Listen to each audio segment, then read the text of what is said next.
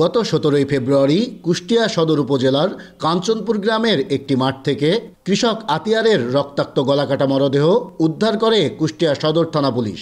মরদেহর শরীরের বিভিন্ন অংশে ছিল ধারালো অস্ত্রের আঘাত। তবে এ হত্যাকাণ্ডটি কে বা কারা কী কারণে ঘটিয়েছে তা সুনির্দিষ্ট না হলেও প্রাথমিকভাবে পুলিশের ধারণা পূর্ব পরিকল্পিতভাবেই ঘটেছে এ হত্যাকাণ্ড।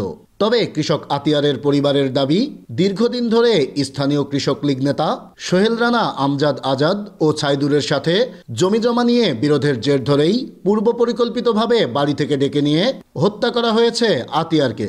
জমি জমাটা এটাই মেন সমস্যা। যখন জমি জমা নিয়ে এটা অনেক বড় সমস্যায় দাঁড়ায় গেল, ওরা আমার বাড়িতে এসে সরকি দেয়, তারপরে ইট পাটকাল সব কিছুই ছোড়াছুড়ি করে। এই সোহেল রানা, আমজাদ আজাদ আরও শরীফ ইরাই দিয়ে করেছে, জমিতে বিরোধী চলতেছিল একের পর এক, এই জন্যই তারা এরকম করেছে। তারপরে কিছুদিন আগে আমার বাবার একটা বাড়ি ঘর ছিল, সেই ঘরটা কিছুদিন আগে পেট্রোল দিয়ে আগুন ধরে পুড়া দিয়েছে। প্রশাসন থেকে যারা আছে, আমাদের সরকার আছে, তাদের কাছেও আমাদের দাবি তারা যেন আমাদের এই সুষ্ঠু বিচারটা করে দেয়। এদিকে কৃষক আতিয়ারকে কে বা কারা হত্যা করেছে তা নিয়ে এলাকায় সৃষ্টি হয়েছে ধ্রুমজাল। স্থানীয়রা বলছেন, এ হত্যাকাণ্ডে অনেক নিরপরাধ মানুষকেই ফাঁসানোর চেষ্টা চলছে। তাই তদন্ত সাপেক্ষে প্রকৃত আসামিদের আইনের আওতায় আনার দাবি তাদের। আমরা তদন্ত করেন, দেখেন যে সিআইডি লাগা, আপনারা দেখেন যে ঘটনা সত্য কি মিথ্যা।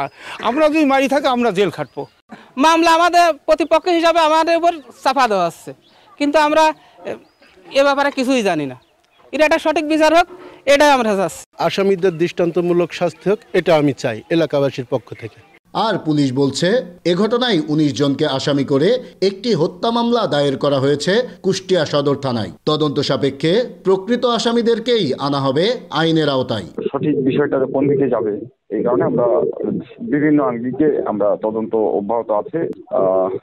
এর সাথে আমাদের সাইবার টিম থেকে শুরু করে আরো সবাই কাজ করতেছে।